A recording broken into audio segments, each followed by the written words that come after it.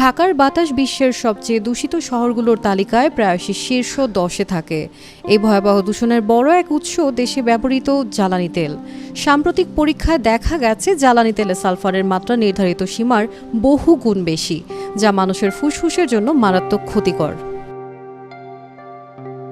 বাংলাদেশে বর্তমানে জ্বালানি তেলে সালফারের সরকারি নির্ধারিত মাত্রা 350 ppm, অথচ বিএসটিআই এবং বিসিএসআইআর এর পরীক্ষায় কিছু নমুনায় পাওয়া গেছে 1348 থেকে শুরু করে সর্বোচ্চ 2800 ppm পর্যন্ত সালফার।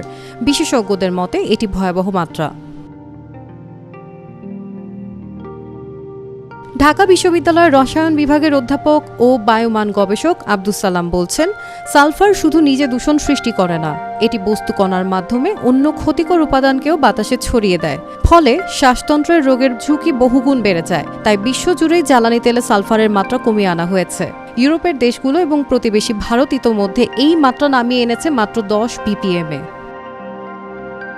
চিকিৎসকেরা বলছেন, উচ্চমাত্রার সালফার শ্বাসনালীতে প্রদাহ সৃষ্টি করে, যা ফুসফুসের কার্যক্ষমতা কমিয়ে দেয় এবং অ্যাজমা, ব্রঙ্কাইটিস, সিওপিডি ও শিশুদের ফুসফুসজনিত রোগের ঝুঁকি বাড়ায়। 2023 সালে কম দামে জ্বালানি আমদানির সুযোগ করে দিতে সরকার সালফারের মাত্রা বাড়িয়ে 350 ppm নির্ধারণ করে। কিন্তু বিশেষজ্ঞদের মতে এই মান আন্তর্জাতিক গ্রহণযোগ্য সীমার চেয়ে 35 গুণ বেশি। এরপর আবার কোথাও কোথাও নির্ধারিত সীমার কয়েক গুণ বেশি সালফারযুক্ত তেল বাজারে বিক্রি হচ্ছে।